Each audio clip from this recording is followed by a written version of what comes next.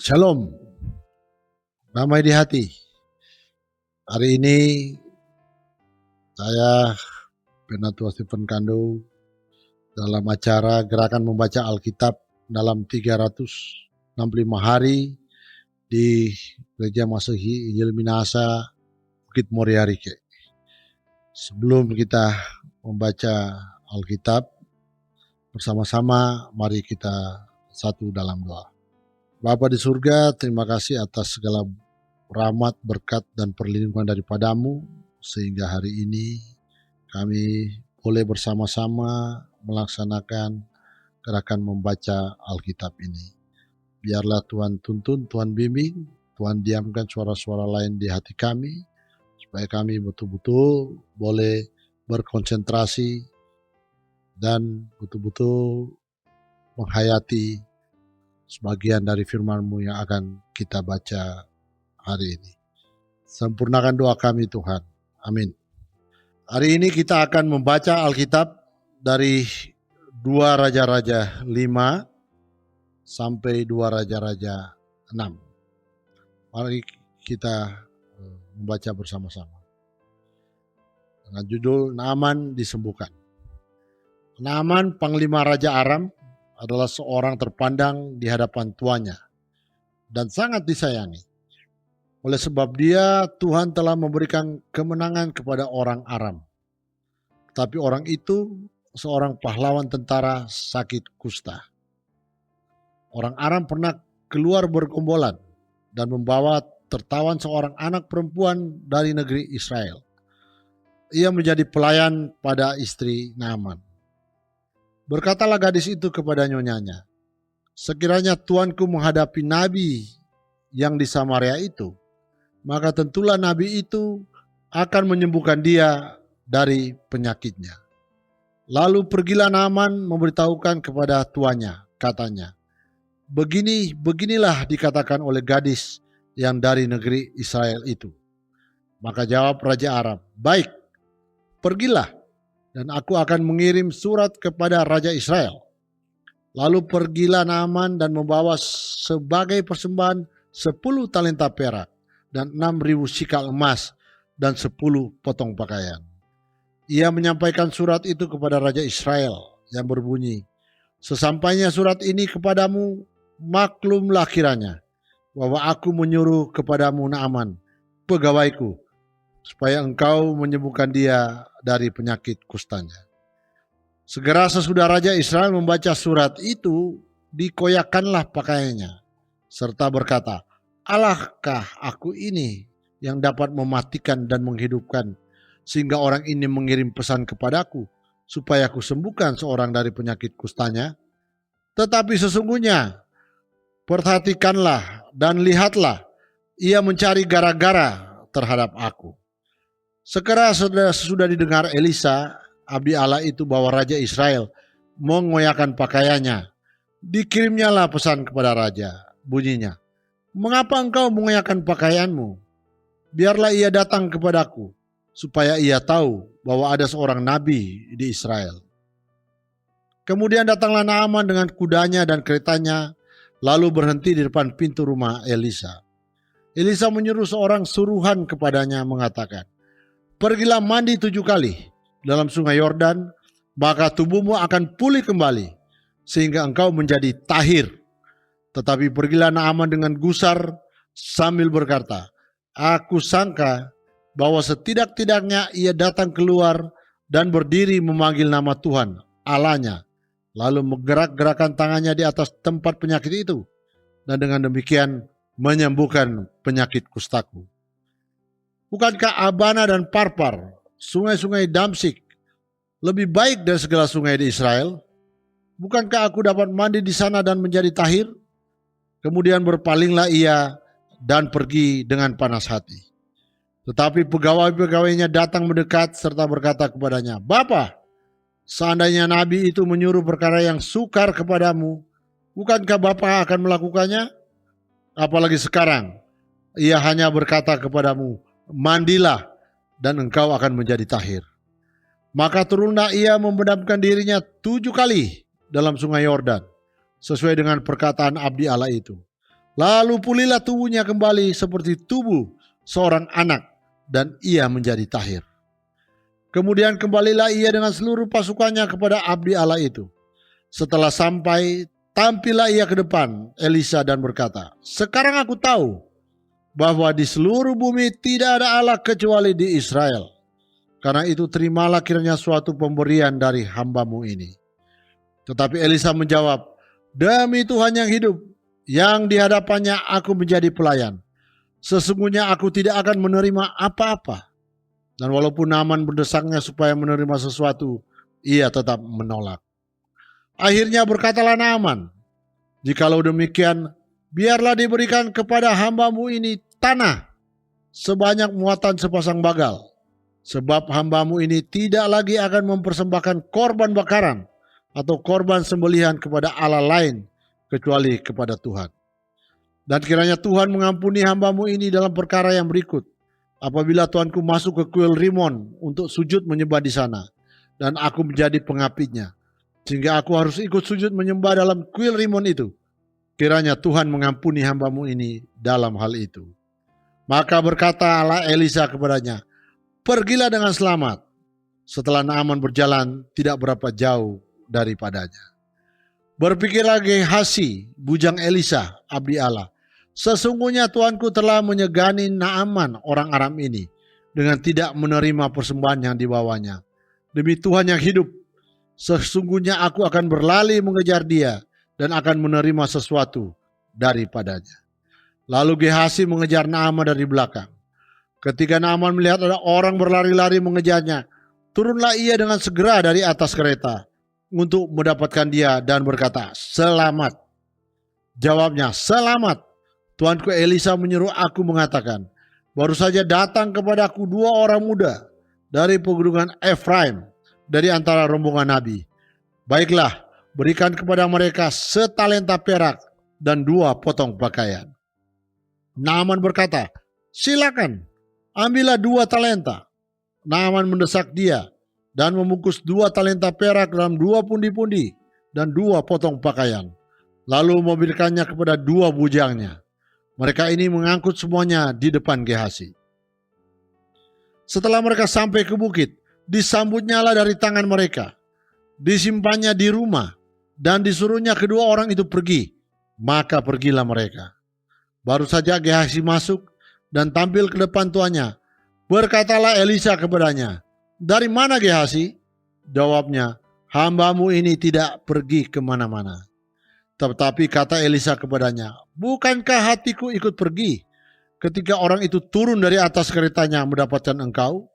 Maka sekarang engkau telah menerima perak, dan dengan itu dapat memperoleh kebun-kebun, kebun zaitun, kebun anggur, kambing domba, lembu sapi, budak laki-laki, dan budak perempuan. Tetapi penyakit kusta Naaman akan melekat kepadamu dan kepada anak cucumu untuk selama-lamanya." Maka keluarlah Gehazi dari depannya dengan kena kusta putih seperti salju. Pada suatu hari berkatalah rombongan Nabi kepada Elisa, "Cobalah lihat, tempat tinggal kami di dekatmu ini adalah terlalu sesak bagi kami. Baiklah kami pergi ke sungai Yordan dan masing-masing mengambil 1 balok dari sana, supaya kami membuat tempat tinggal untuk kami." Jawab Elisa, "Pergilah." Lalu berkatalah seorang, "Silakan, ikutlah dengan hamba-hambamu ini." Jawabnya, "Baik, aku akan ikut." Maka ikutlah ia dengan mereka. Setelah mereka sampai di sungai Yordan, mereka pun menebang pohon-pohon. Dan terjadilah, ketika seorang sedang menumbangkan sebatang pohon, jatuhlah mata kapalnya ke dalam air. Lalu berteriak-teriaklah ia, "Wahai tuanku, itu barang pinjaman." Tetapi berkatalah abdi Allah, "Kemana jatuhnya?" Lalu orang itu menunjukkan tempat itu kepadanya. Kemudian Elisa memotong sepotong kayu, lalu dilemparkannya ke sana, maka timbullah mata kapak itu di buahnya. Lalu katanya, "Ambillah." Orang itu mengulurkan tangannya dan mengambilnya. Raja negeri Aram sedang berperang melawan Israel. Ia berunding dengan pegawai-pegawainya, lalu katanya, ke tempat ini, dan itu haruslah kamu turun menghadang. Tetapi abdi Allah menyuruh orang kepada Raja Israel mengatakan, awas, jangan lewat dari tempat itu, sebab orang Aram sudah turun menghadang ke sana. Sebab itu Raja Israel menyuruh orang-orang ke tempat yang disebutkan abdi Allah kepadanya. Demikianlah Elisa memperingatkan kepadanya, supaya berawas-awas di sana, bukan sekali, 2 kali saja. Lalu mengamuklah hati Raja Aram tentang hal itu. Maka dipanggilnya pegawai-pegawainya, katanya kepada mereka, tidakkah dapat kamu memberitahukan kepadaku, siapa dari kita memihak kepada Raja Israel? Tetapi berkatalah salah seorang pegawainya, tidak Tuanku Raja, melainkan Elisa, nabi yang di Israel. Dialah yang memberitahukan kepada Raja Israel tentang perkataan yang diucapkan oleh Tuanku di kamar tidurmu. Berkatalah Raja, pergilah melihat di mana dia, supaya aku menyuruh orang menangkap dia. Lalu diberitahukanlah kepadanya, dia ada di Dotan. Maka dikirimnyalah ke sana kuda, serta kereta dan tentara yang besar. Sampailah mereka pada waktu malam, lalu mengepung kota itu. Ketika pelayan abdi Allah bangun pagi-pagi dan pergi keluar, maka tampaklah suatu tentara dengan kuda dan kereta ada di sekeliling kota itu. Lalu berkatalah bujangnya itu kepadanya, celaka Tuanku, apakah yang akan kita perbuat? Jawabnya, jangan takut, sebab lebih banyak yang menyertai kita daripada yang menyertai mereka. Lalu berdoalah Elisa, ya Tuhan, bukalah kiranya matanya, supaya ia melihat. Maka Tuhan membuka mata bujang itu, sehingga ia melihat.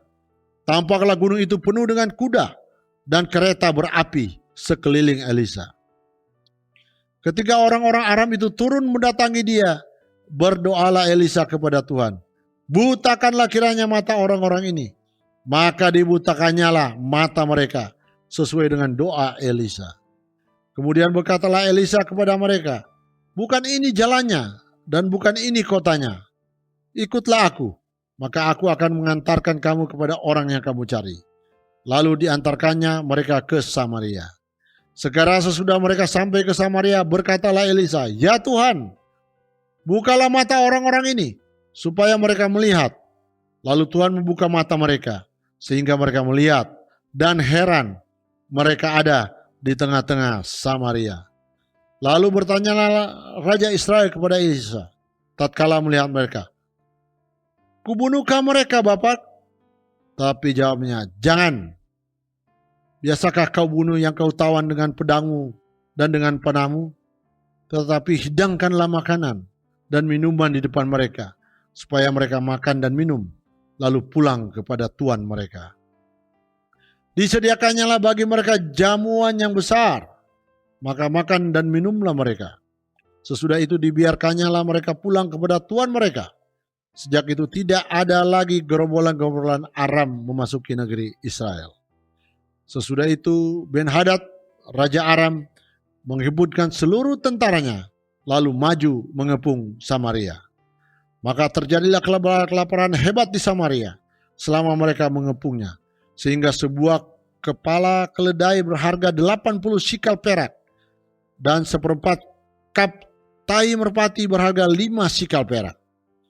Suatu kali ketika Raja Israel berjalan di atas tembok, datanglah seorang perempuan mengadukan halnya kepada raja sambil berseru, tolonglah ya Tuanku Raja. Jawabnya, jika Tuhan tidak menolong engkau, dengan apakah aku dapat menolong engkau? Dengan hasil pengirikankah atau hasil pemerasan anggur?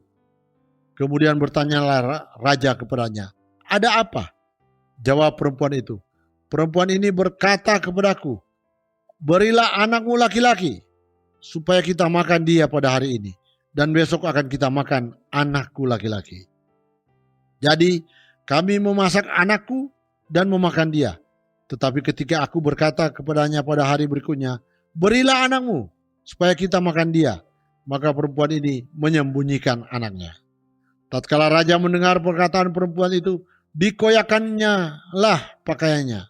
Dan sedang ia berjalan di atas tembok, kelihatanlah kepada orang banyak bahwa ia memakai kain kabung pada kulit tubuhnya. Lalu berkatalah raja, beginilah kiranya Allah menghukum aku, bahkan lebih daripada itu, jika masih tinggal kepala Elisa bin Syafat di atas tubuhnya pada hari ini. Adapun Elisa duduk-duduk di rumahnya, dan para tua-tua duduk bersama-sama dia. Raja menyuruhnya seorang berjalan mendahuluinya. Tetapi sebelum surat Tuhan itu sampai kepada Elisa, Elisa sudah berkata kepada para tua-tua itu, "Tahukah kamu bahwa si pembunuh itu menyuruh orang untuk memenggal kepalaku? Awas-awaslah, apabila surat itu datang, segeralah tutup pintu dan tahanlah dia supaya orang itu jangan masuk. Bukankah sudah kedengaran bunyi langkah tuanya di belakangnya?" Selagi ia berbicara dengan mereka, datanglah raja mendapatkan dia. Berkatalah raja kepadanya, "Sesungguhnya malapetaka ini adalah daripada Tuhan. Mengapa aku berharap kepada Tuhan lagi?" Demikian jauh pembacaan kita dalam rangka gerakan membaca Alkitab dalam 365 hari. Semoga acara ini boleh berlangsung dengan baik dan seluruh mendapatkan perlindungan dari Tuhan untuk kita semua. Mari kita berdoa. Terima kasih Bapa, Kau sudah membimbing menuntun sehingga kami boleh membaca sebagian dari firman-Mu. Biarlah Tuhan terus mampukan kami untuk selalu membaca, untuk selalu memahami dan selalu melaksanakan semua perintah-perintah Tuhan dalam kehidupan kami. Sempurnakan doa kami Tuhan, demi nama anak-Mu Yesus Kristus, Juru Selamat kami. Amin. Salam sejahtera, shalom, damai di hati.